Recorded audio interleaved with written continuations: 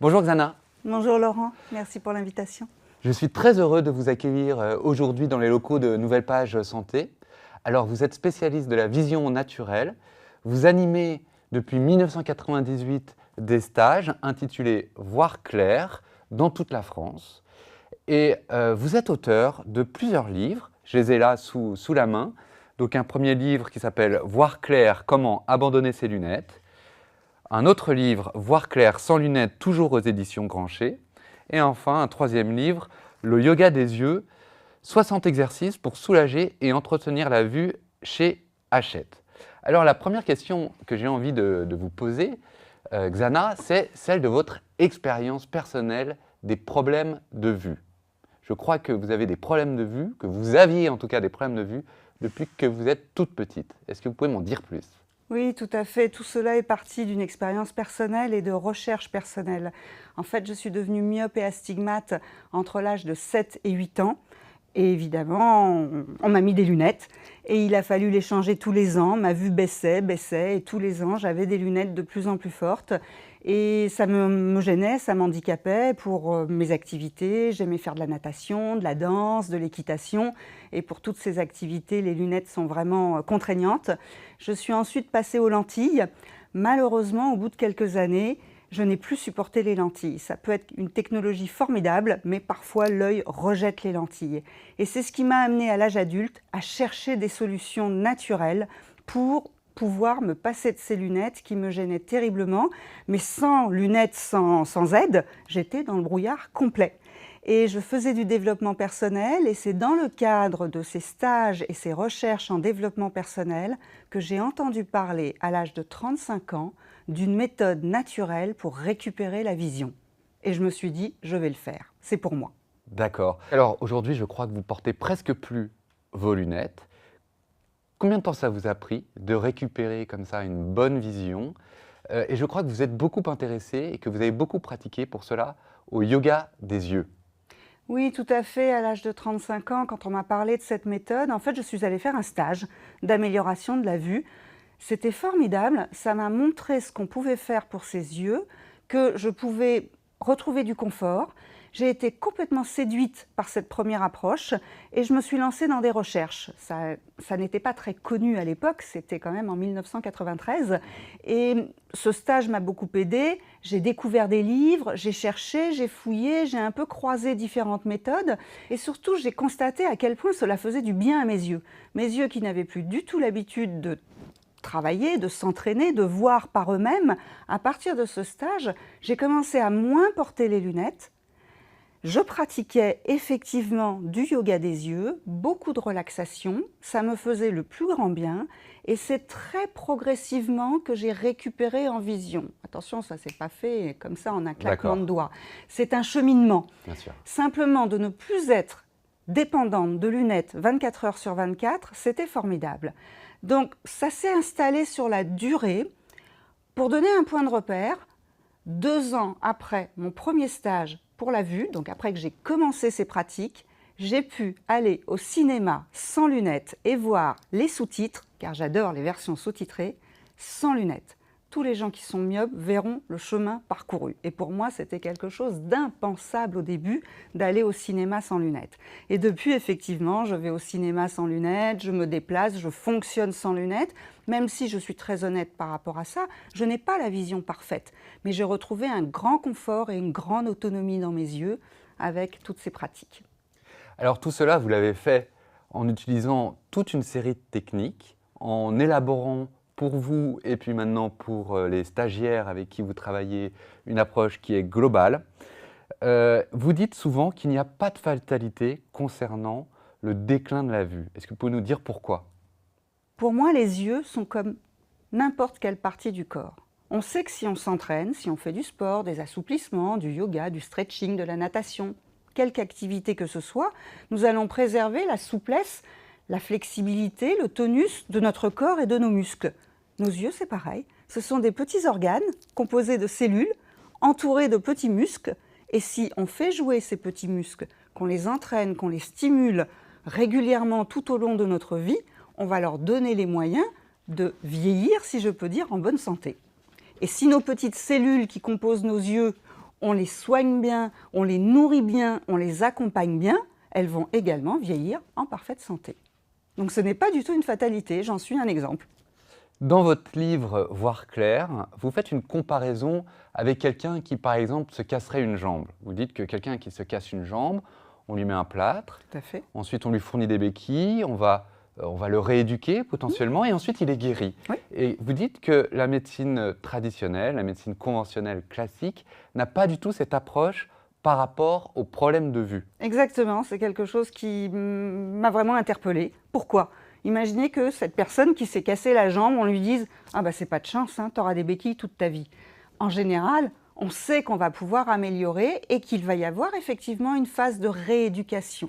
Pourquoi cette rééducation, cet entraînement visuel, cette stimulation des yeux pour préserver le bon fonctionnement des yeux n'est pas plus pris en compte par notre médecine moderne et par les spécialistes de la vision? C'est un grand point d'interrogation pour moi. D'accord. Je crois qu'il y a près de 76% de Français qui ont des problèmes de vue aujourd'hui. Est-ce que on peut dire que votre méthode s'adresse à tout le monde? Est-ce que vous, Xana, vous êtes parvenue à corriger vos problèmes? Est-ce que c'est pas parce que vous avez eu beaucoup de chance ou parce que vous avez une excellente génétique finalement? Alors, plusieurs éléments de réponse par rapport à ça. Je pense que ça n'a rien à voir avec la chance, ça a à voir avec l'envie. J'étais motivée, parce que vraiment mes lunettes me gênaient, cette vision faible me gênait, donc j'étais motivée, ça va être très important. Pratiquer, se donner les moyens. Par rapport au chiffre que vous venez de donner, c'est le chiffre de 2019, 76% de la population qui a des problèmes de vue. Il faut savoir que quand moi j'ai commencé, on était à 50%. C'est affolant la progression des problèmes de vue dans la population mondiale. Mais alors qu'est-ce qui explique ça? Le mode de vie, le fait que justement on ne propose pas d'aide à la vision. Il faudrait accompagner les enfants depuis le cours préparatoire pour leur apprendre à bien utiliser leurs yeux. Il faudrait donner, mais ça se fait de plus en plus, mais il faudrait donner des conseils aux adultes qui sont de plus en plus devant les écrans. La vie a beaucoup changé en 25-30 ans. Le mode de vie et le mode d'utilisation de nos yeux a changé. Le problème, c'est qu'il n'est pas accompagné par des conseils de prévention.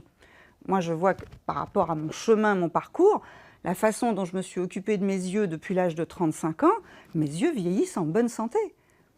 Et c'est le cas de tout un tas de gens que je croise et qui pratiquent, que ce soit le yoga des yeux, la méthode Bates, le Qigong des yeux. Si on part dans cette démarche naturelle d'entretien de ses yeux, on a tout à y gagner.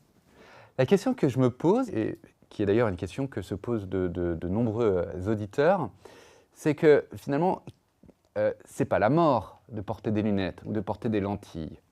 Donc, qu'est-ce qui pousse vos stagiaires, quand vous animez des stages donc dans toute la France, quelles sont leurs motivations pour venir essayer de corriger leur vision naturellement? Qu'est-ce qui les motive? Alors, vous avez tout à fait raison, Laurent. C'est d'ailleurs ce que disait le premier enseignant avec qui j'ai suivi un stage. Il disait que c'était ça le piège, disons, pour prendre soin de ses yeux. C'est que finalement, ce n'est pas si grave de mettre des lunettes. Et donc, beaucoup de gens disent « ça ne me gêne pas, mes lunettes ». Donc, ils ne cherchent pas, ils ne vont pas investir du temps, de l'énergie, voire de l'argent pour améliorer leur vision. C'est clair. Sauf qu'il y a des gens, comme moi je l'étais, que les lunettes gênent. Il y a aussi des gens qui ne peuvent pas faire tout un tas de leurs activités avec des corrections visuelles. Je l'ai dit, moi c'était une des choses qui m'a vraiment gênée quand j'étais adolescente. J'ai dû abandonner certaines activités. Donc ces gens-là ont envie de retrouver de l'autonomie dans leurs yeux. Certains pourront mettre des lentilles, d'autres non. Donc ils cherchent. Il y a aussi les gens à qui on dit, et malheureusement ils sont nombreux, de toute façon il n'y a rien à faire. Votre vue se dégrade et ça va aller de pire en pire et il n'y a rien à faire. Et je les vois arriver, ce sont des gens, certainement comme vos auditeurs, motivés par la santé naturelle, qui savent qu'il y a toujours quelque chose à faire, qui savent que les guérisons miraculeuses existent et qui se disent « moi je refuse cette fatalité, j'ai entendu parler du yoga des yeux, j'ai entendu parler d'une possibilité de prendre en charge mes yeux, je tente, je n'ai rien à perdre ». Et je suis totalement d'accord avec ça. Et alors après, lorsque ces gens-là ont fait le stage avec vous et ont utilisé vos méthodes, quels sont leurs ressentis? Qu'est-ce qu'ils disent? Comment ça se passe? De la joie. La première chose qui vient quand on constate une amélioration de sa vue, même minime, c'est la joie. Et je les vois dans mes stages. Après les pratiques, ils ouvrent les yeux et ceux qui voient plus clair, qui voient mieux, des choses qu'ils ne voyaient pas juste avant, tout de suite c'est le sourire. En quelques heures? Ah ben des fois en 5 minutes. Certaines pratiques durent 5, 10, 15 minutes. Et quand ils ouvrent les yeux après cette pratique, de quelques minutes, et elles ne sont jamais très très longues, certains tout de suite constatent une différence dans leur vision, dans le ressenti de leurs yeux, voire dans la clarté, la netteté. Et tout de suite, c'est de la joie et de la liberté.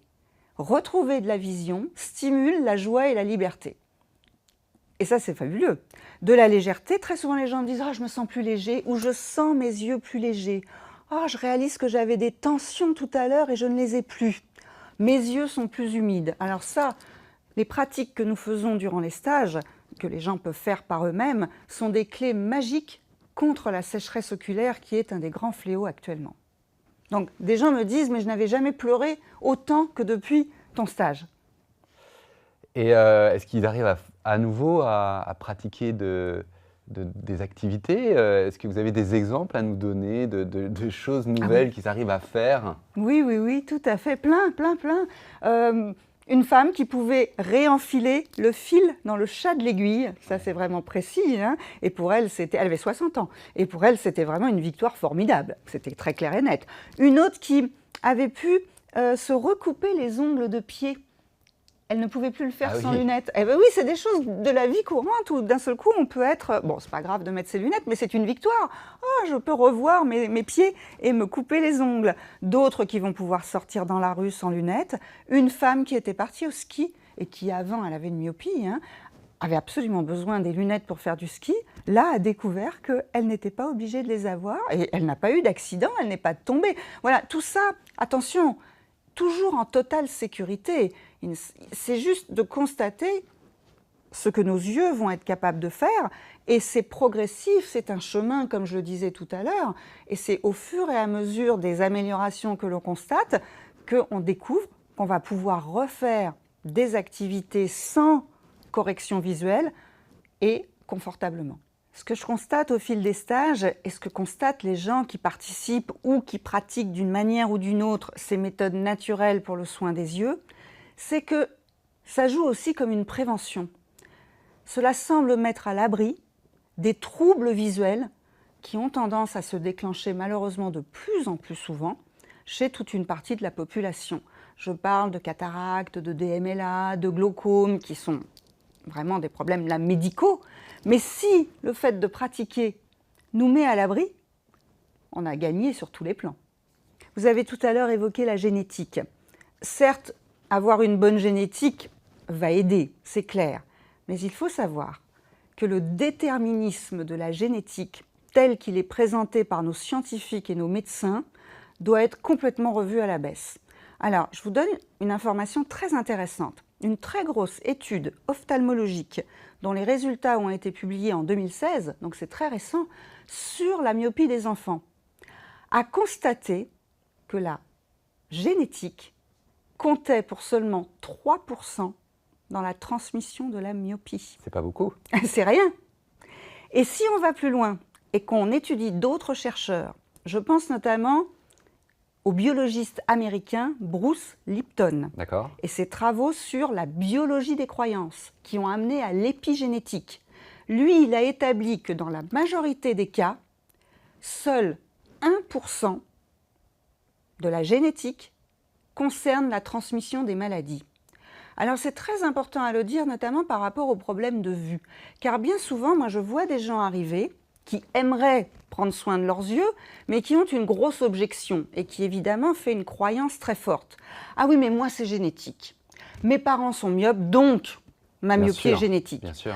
Ah mais moi, de toute façon, comme dans ma famille, il y a des gens qui ont le glaucome, on m'a dit que je risquais d'en avoir un parce que c'est génétique. Mais si on ramène ça à 3%, voire à 1%, alors nous n'avons plus à nous laisser déterminer par les maladies de nos parents, nos grands-parents, et se dire que c'est vraiment très peu le facteur de chance. Et en plus, si on va plus loin avec les recherches de Bruce Lipton, qui a donc créé, si on peut dire, l'épigénétique, lui dit que même cette part très réduite de génétique, nous pouvons travailler dessus par nos croyances et par notre hygiène de vie. C'est exactement ce que je dis pour les yeux.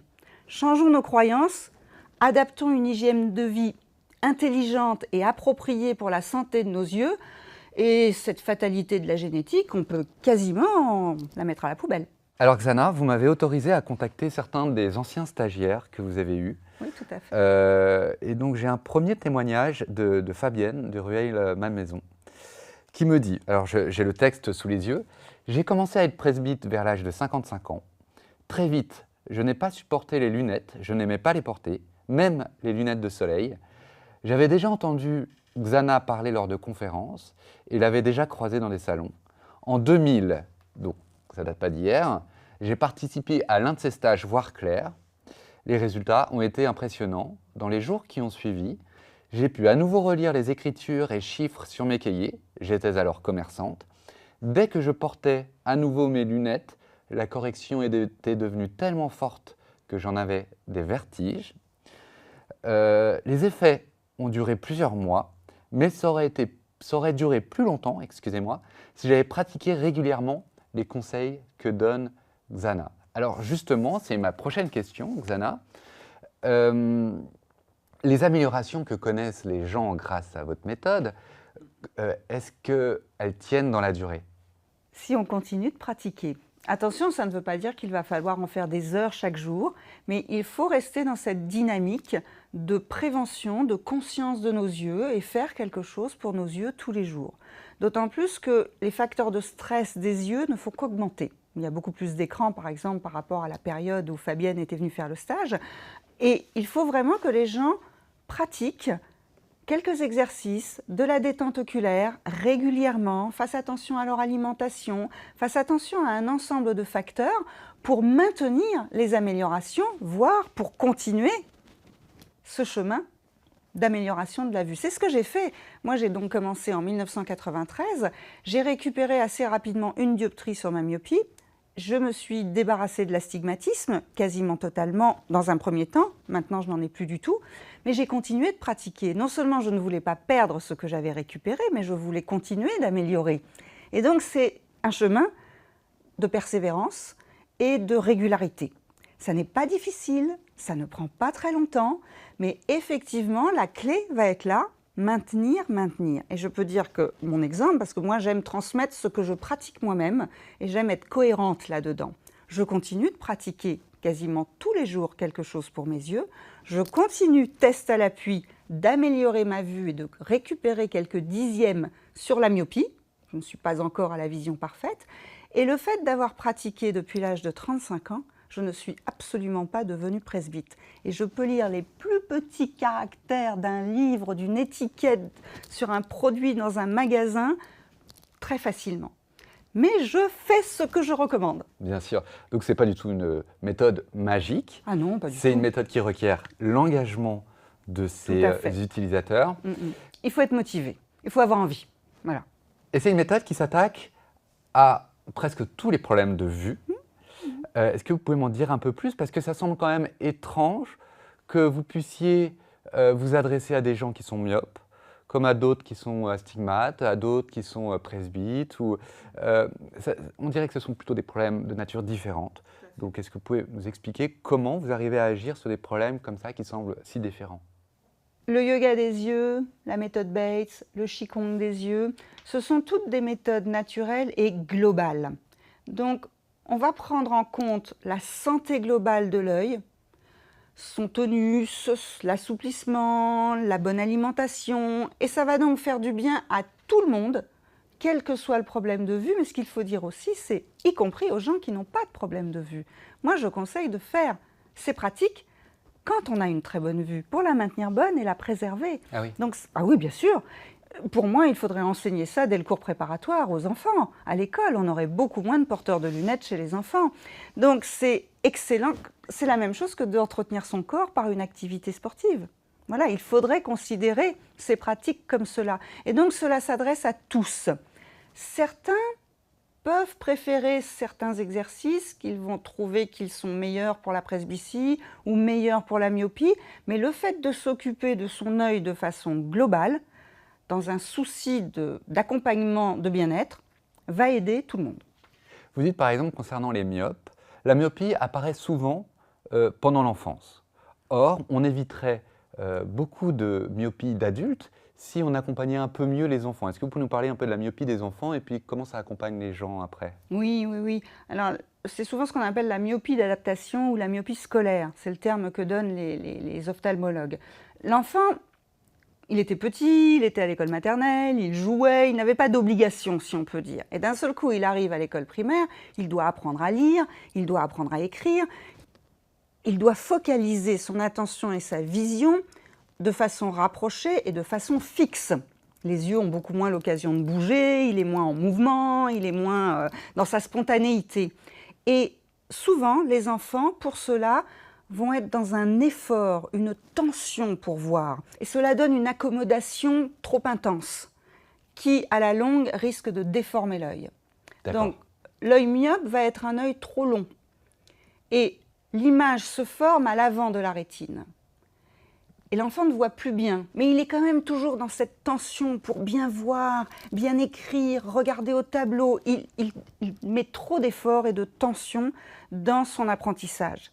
Et c'est là où, effectivement, pour tous les enfants, si on leur apprenait quelques petites techniques simples de détente oculaire, se tenir mieux, regarder les choses de façon plus relâchée, respirer, on leur apprendrait à éviter ces surtensions permanentes de leur vision et qui s'exercent donc sur les muscles qui entourent les globes oculaires et qui finissent par contraindre le globe oculaire. Du coup, cette myopie d'enfant, vous dites que c'est possible de la corriger, de la rééduquer, y compris pour les adultes.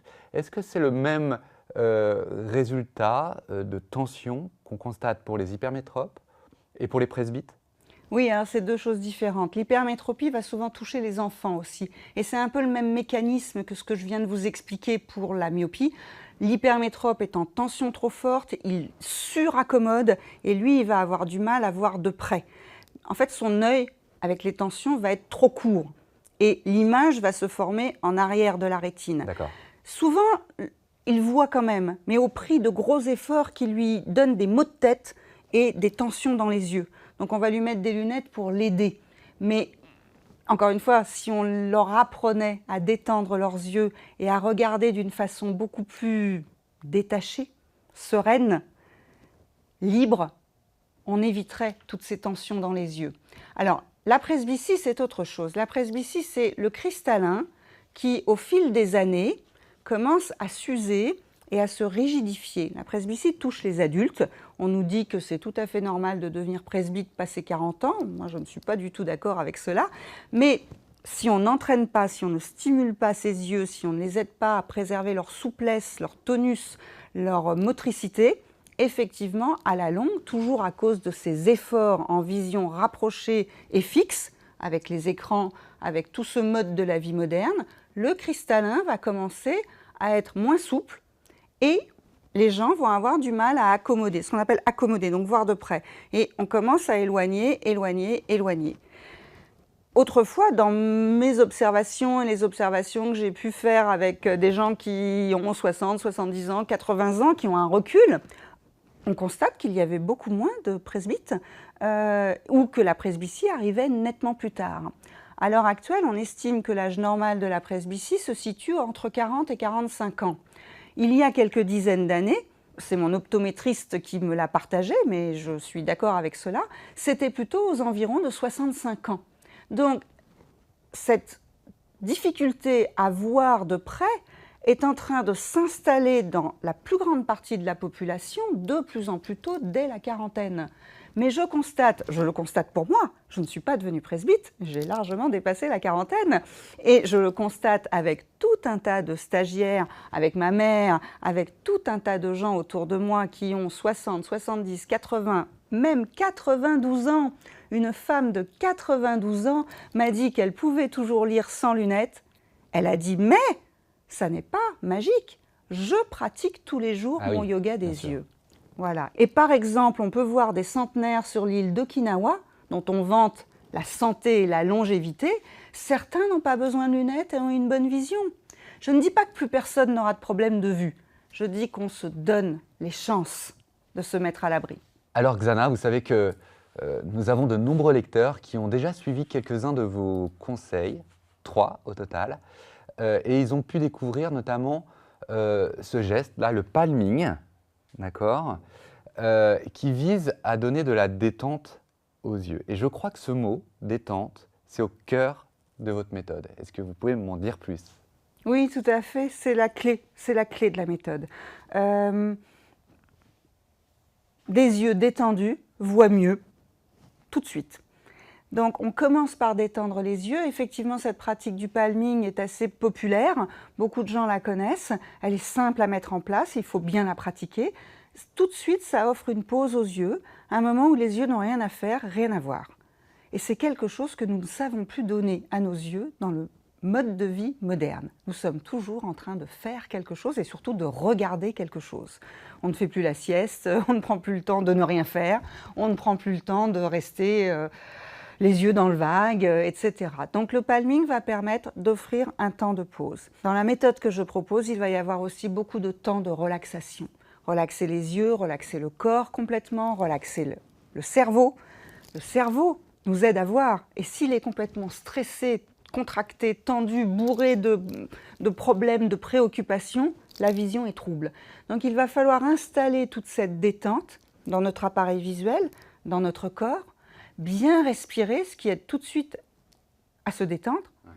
Et ensuite, on pourra installer la suite de la méthode, qui est constituée de gymnastique oculaire, de visualisation, de mouvement, voilà. Mais on démarre sur un corps et des yeux détendus. Et vous parlez d'hygiène des yeux aussi, pardon, je vous ai coupé. Vous parlez aussi d'hygiène des yeux. Tout à fait, c'est vraiment une approche globale et c'est ce qu'on retrouve d'ailleurs dans le yoga, l'ayurveda.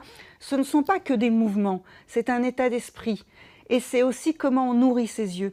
C'est aussi comment on lave nos yeux. C'est aussi avec quels produits on leur fait du bien, on les entretient.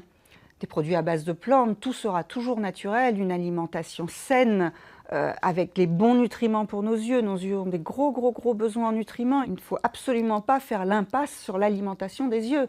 On pourra faire tout le yoga des yeux qu'on veut. Si à côté de ça, on empoisonne nos yeux avec de mauvais nutriments, on rate une grosse part qui peut nous aider.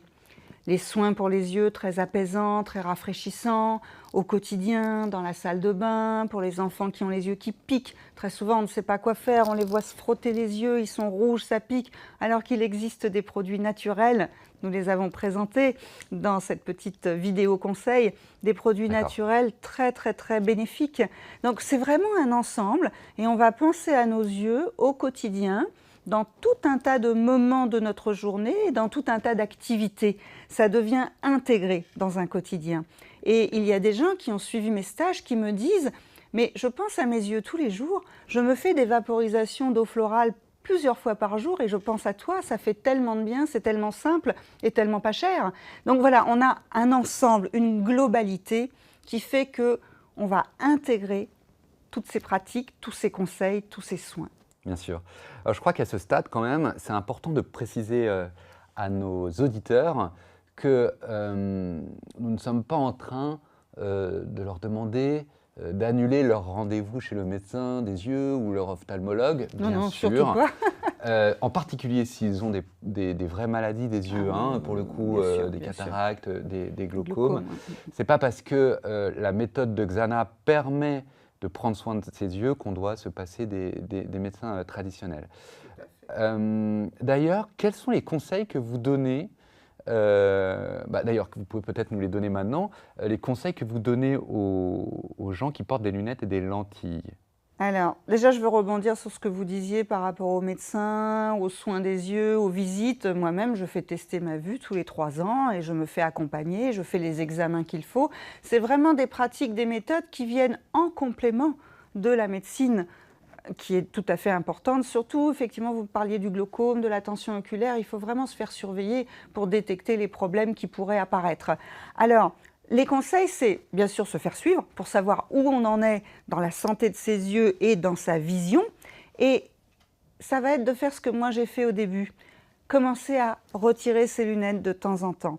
En aucun cas, on ne va mettre ses lunettes à la poubelle. En aucun cas, on ne dit que les lunettes, les lentilles, c'est nul et qu'on n'en a plus besoin. Non, on reconnaît là où on en est et les besoins de notre corps. Maintenant, il est clair que si on porte tout le temps des corrections, l'œil devient paresseux. Ben oui, il ne travaille plus. Ah oui. C'est les verres, les corrections qui font le travail. Et donc, un organe qui ne travaille plus s'atrophie. Donc, si on veut stimuler ses yeux pour booster un peu sa vision et retrouver plus de confort, il faudra régulièrement enlever les lunettes. Mais bien sûr, dans des moments où c'est en totale sécurité. Le temps du petit déjeuner, le temps d'un dîner entre amis, mais ça va être selon l'état de sa vision. Bien sûr, on ne va jamais dire à un myope « ne mets plus tes lunettes pour conduire ». C'est ridicule et c'est dangereux. Et moi-même, d'ailleurs, c'est un des rares moments où je porte encore mes lunettes, c'est pour conduire. Même si j'ai beaucoup amélioré ma vue et récupéré plusieurs dioptries, je me sens plus confortable au volant avec une correction, et c'est du bon sens. Donc ça va être à chacun, en fonction de sa vision et de ses besoins, de voir les moments où, en totale sécurité, il peut se passer de ses lunettes. Et on ne va plus considérer les lunettes ou les lentilles comme des béquilles, mais comme des outils. Et donc, comme un outil qu'on utilise quand on en a besoin pour faire des travaux, eh bien cet outil, on le prend, si c'est pour lire, si c'est pour conduire, si c'est dans le cadre de son travail. Par contre, ce que nous conseillons, c'est de les retirer dès qu'elles ne sont plus indispensables et d'accepter de ne pas voir parfaitement tout le temps. Alors ça va à l'encontre du discours médical officiel, ça c'est clair.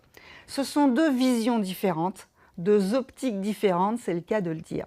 Les méthodes naturelles pour la vision ne donnent pas les mêmes conseils que les ophtalmologues. Voilà. Certains vont vous dire « portez vos lunettes tout le temps » et d'autres vont vous dire « enlevez-les de temps en temps ».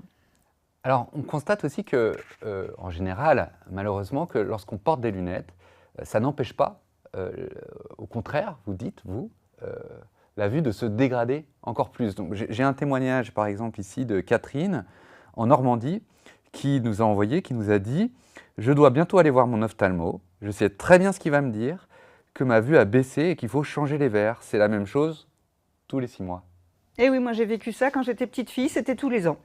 Et effectivement, ça rejoint ce que je disais, les yeux ne sont plus stimulés, ne sont plus entraînés, et donc c'est la spirale. Donc on nous invite à mettre les lunettes en permanence, mais c'est aussi ce qui va faire que la vue va continuer de se dégrader. Maintenant, dans la vision de tout un tas de professionnels de l'optique, c'est, entre guillemets, normal. Ah, forcément, quand les problèmes de vue ont commencé, il est normal qu'ils soient pour toujours, et qu'en plus, il s'aggrave et que la vision se détériore. Bon, c'est un chemin. Comme la technologie des lunettes a énormément évolué, c'est sûr qu'ils peuvent corriger très très bien la vision des gens, et que comme pour tout un tas de gens, ce n'est pas un problème de porter des lunettes, bon, bah voilà, tout va bien. On les change, c'est un budget, certes, mais on les change et on est équipé pour voir bien. Maintenant, les adeptes de la santé naturelle, de l'autonomie, eux, ne s'y retrouvent pas. Alors, c'est très clair concernant les lunettes. Qu'est-ce que vous pensez de la chirurgie, Xana ? Alors, il faut quand même reconnaître que la chirurgie de l'œil a fait d'énormes progrès ces dernières années. C'est fantastique ce qu'ils peuvent faire. Et notamment, la chirurgie pour la cataracte, ça sauve des yeux, ça sauve des vues. Bien sûr. Voilà. Par contre, c'est vrai que je pense que c'est de cela que vous voulez me parler, c'est la chirurgie pour la myopie, par exemple. Tout à fait, tout à fait. Après, à chacun son choix. Et il y a des gens qui préfèrent se faire opérer que de partir dans une démarche, un chemin, des pratiques. Maintenant, ce n'est jamais sans risque, une opération n'est jamais anodine. Les résultats ne sont pas garantis, les ophtalmologues eux-mêmes le disent, et c'est très cher. On m'a dit que c'était entre 1 000 et 2 000 euros par œil. Je vous le confirme. Voilà, et ça n'est pas remboursé par la sécurité sociale puisque c'est considéré comme une opération de confort. Donc c'est un vrai gros budget. En n'étant pas totalement sûr que ça va marcher, mais surtout que ça va tenir. Je peux partager avec vous que j'ai eu souvent dans mes stages des myopes qui s'étaient fait opérer, qui sont venus suivre le stage. Certains étaient enchantés et d'autres m'ont dit « si j'avais su comment ma vision allait évoluer, je ne l'aurais pas fait ». Parce que la vue s'était redégradée, la myopie était revenue. Ah oui. Et certains, ok, la myopie était éliminée, mais ça n'empêchait pas que la presbytie arrive. Et une fois qu'un œil a été opéré, c'est souvent plus compliqué. On ne peut pas le réopérer ou en tout cas il y a encore plus de risques. Donc voilà, c'est un choix et je le respecte et il peut être formidable, mais il a ses limites. Moi, à l'époque, je m'étais renseignée, mais j'ai vraiment choisi la méthode naturelle. Le chemin que j'ai fait, c'est ce qui me correspondait, c'était mon choix pour mes yeux. En aucun cas, je n'avais envie de chirurgie pour mes yeux. Et donc cette voie naturelle, Xana, que vous avez empruntée, quelle est finalement son originalité? Donc je vous l'ai dit, il y a beaucoup de relaxation. Il y a du yoga des yeux, des pratiques de yoga des yeux, qui est vraiment la formation de base que j'ai eue et ce que j'ai pratiqué dès le départ. Mais je me suis renseignée bien sûr sur la fameuse méthode Bates. Je vous rappelle, le docteur Bates, William Bates, était un ophtalmologue américain qui a vécu à la fin du 19e siècle, début du 20e siècle, et qui a cherché à guérir la vue de ses patients. Il était devenu, lui, totalement anti-lunettes. Il disait que les lunettes aggravaient les problèmes de vue. Et c'est le premier qui a dit le stress est le premier facteur de baisse visuelle. Et donc, il a proposé des pratiques, dont le palming, pour aider à détendre les yeux. Donc, bien sûr, je suis allée explorer ces travaux qui sont passionnants. Et c'était vraiment un précurseur. 19e siècle, vous imaginez. Il a eu de très bons résultats, mais il n'a pas été reconnu par ses pairs et il a été radié et traité de charlatan. Malheureusement, quand on propose des méthodes naturelles pour les yeux, bizarrement, ça dérange. Je ne comprends pas pourquoi, tout est très doux et sans contre-indication. Donc voilà, j'ai intégré quelques pratiques issues de la méthode Bates. J'évoque aussi le Qigong des yeux. Il y a des pratiques très intéressantes dans le Qigong pour les yeux, toujours aussi à but de préserver l'œil de son vieillissement, de le maintenir en bonne santé et de tonifier la vision, de garder les yeux sains. Je suis aussi allée chercher quelques pratiques issues de la Brain Gym. La Brain Gym, c'est quelque chose qui va favoriser une meilleure concentration, de meilleures facultés d'apprentissage et aussi l'équilibre des polarités cerveau droit, cerveau gauche. Et pour cela, ils utilisent des mouvements oculaires. Donc c'est intéressant, on fait en même temps de la gymnastique des yeux et en même temps on stimule ces cerveaux et on les équilibre. Donc je suis allée chercher encore d'autres pistes et bien sûr je vous en avais parlé, la diététique, les soins naturels pour les yeux et au bout d'un moment, j'aborde les causes émotionnelles qui peuvent être à l'origine des problèmes de vue. On va tout de suite revenir sur les causes émotionnelles que vous évoquez, Xana. Mais d'abord, je voudrais dire à nos lecteurs que dans quelques minutes, ils pourront à leur tour découvrir et même accéder à cette méthode de Xana Lishi. Alors, les causes émotionnelles, Xana, ça m'a beaucoup surpris. Je pense que ça peut surprendre aussi nos auditeurs. Les causes émotionnelles des problèmes de vue. J'ai découvert ça dans votre livre. Est-ce que vous pouvez nous en dire plus? Oui, tout à fait. C'est quelque chose qui m'a toujours intéressée et passionnée et qui, je trouve, éclaire notre vécu et ce qui se passe dans notre corps. Donc, je m'intéressais à ça de toute façon beaucoup. Et comme je viens de vous le dire, le docteur Bates, lui, a dit que c'était le stress et les causes émotionnelles, les facteurs d'émotions intenses, qui favorisaient les problèmes de vue. Donc, j'ai cherché les origines dans la symbolique, si on peut dire. Et ça fait sens. Pour moi, ça a fait sens. Ça m'a éclairé. Pourquoi j'étais devenue myope quand j'étais petite fille? Qu'est-ce qu'il s'était passé qui m'avait choquée, qui avait fait que, à un niveau inconscient, je n'avais plus envie de voir ce monde. Et très souvent dans le stage, quand j'aborde cela, pas au début bien sûr, les gens sont passionnés et ils comprennent. Beaucoup comprennent. Les prises de conscience se font avec des exemples. Oui, tout à fait, bien sûr. Alors, quelque chose qui va surprendre. Très souvent, des enfants deviennent myopes ou hypermétropes au moment de la naissance d'un petit frère ou d'une petite sœur, parce qu'ils le vivent, cet enfant-là le vit comme un choc, comme un stress. Ce n'est évidemment pas le cas de tous les enfants, mais pour beaucoup c'est éclairant. Ah oui, effectivement, ça a été un drame quand mon petit frère est né, on m'a pris ma chambre, on ne s'occupait plus de moi. Ça peut être le divorce des parents, ça peut être le décès d'un grand-parent qu'on aimait beaucoup. À l'âge adulte, cela peut être la perte d'un emploi qui a généré un gros stress, un divorce. Et beaucoup de gens font le lien. Ils voient, à partir du moment où je les fais s'interroger là-dessus, ils disent « Mais oui, c'est vrai, ma vue a commencé à baisser quelques semaines après tel événement que j'ai vraiment mal vécu. » Donc, c'est lié à un événement, mais un événement qui nous a choqués dans nos émotions, dans notre sensibilité. Et là, en général, tout s'éclaire. On comprend. Ça peut être le départ d'une maison que nous aimions. Ça peut être un départ à la retraite qui est mal vécu. Il y a plein d'exemples. C'est toujours une situation qui nous a mis en état de choc, en état de stress, parce que ça ne nous convenait pas, ça ne nous plaisait pas. C'est notre sensibilité qui est en jeu. Il y a un autre point, Xana, qui m'a intéressé, qui m'a interpellé dans votre méthode, c'est quand vous dites que la vue évolue dans la vie, au cours de la vie, mais aussi pendant la journée. Et que du coup, les lunettes n'étaient pas forcément adaptées à ce genre de fluctuation de la vue? Ah, ça, c'est clair que la plupart des gens qui ont des lunettes en permanence ne se rendent pas compte de ça. On met des lunettes et on est corrigé de la même façon, non-stop, du matin au soir. Alors que si on ne met pas ces lunettes, on peut se rendre compte qu'en fonction de nos activités, en fonction du lieu où nous nous trouvons, en fonction de la lumière, ça beaucoup de gens le constatent, on ne voit pas de la même façon. Si on est fatigué, on voit moins bien. Si on est en pleine digestion d'un repas très riche et peut-être un peu arrosé, on voit tout de suite moins bien. Si on vit une situation stressante, on voit moins bien. Et tous les gens qui sont sur les ordinateurs toute la journée, je parle de ceux qui n'ont pas de lunettes, le constatent. En fin de journée, la vision est troublée, ils voient beaucoup moins bien parce qu'ils ont sursollicité leurs yeux et que les yeux sont fatigués. J'ai une dernière question, Xana, à vous poser.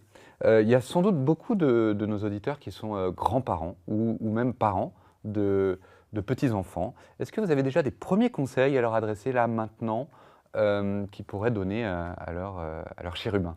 Oui, tout à fait. Mais d'ailleurs, c'est un cas que j'observe beaucoup. Je vois ces gens-là venir dans mes stages avec ou sans les enfants et les petits-enfants. J'ai des fois plusieurs générations dans le stage. L'enfant, 8, 9, 10 ans, ils viennent, ils adorent ça, ils sont très réceptifs. La maman, la grand-mère, et ils viennent tous ensemble. Et effectivement, beaucoup de parents sont soucieux de l'augmentation des problèmes de vue chez les enfants et ont envie là aussi de faire quelque chose et de les aider. Alors, le premier grand conseil, ce n'est pas moi qui le donne, c'est un médecin. Pas d'écran pour les enfants avant 3 ans. Les yeux sont en train de se former, la vision est en train de découvrir le monde, si l'on peut dire, en passant par différentes phases. Les écrans sont une catastrophe pour les tout petits. Jusqu'à l'entrée à l'école primaire, les limiter au maximum. Et par contre, donc, faire attention que les enfants ne soient pas trop près de l'écran. Ils ont tendance à se mettre très près, ce qui va fatiguer énormément les yeux, les contraindre et peut développer des problèmes de vue beaucoup trop tôt. Mettre les enfants le plus possible en extérieur. Il a été constaté et validé, prouvé scientifiquement que la lumière naturelle est indispensable au bon développement des yeux des enfants. Minimum 2 heures par jour. Alors, allez jouer, allez même apprendre dehors, allez faire des activités de découverte de tout ce que vous voulez, ou juste vous mettez vos enfants dans un jardin public et vous les laissez au moins 2 heures par jour dehors. La clé d'une bonne vision pour les enfants. Alors Xana, cette méthode que vous avez développée, aujourd'hui, je suis heureux de pouvoir annoncer à nos lecteurs que nous la mettons à disposition du plus grand nombre sur Internet. C'est vraiment une grande première en réalité, qu'on mette à disposition une méthode aussi complète, aussi originale et même, j'ose dire, aussi efficace. Et c'est cette méthode que je vais maintenant vous présenter. En attendant, je vous remercie infiniment pour votre temps et d'avoir répondu à mes questions. Merci Xana. Merci beaucoup Laurent et j'espère à très bientôt.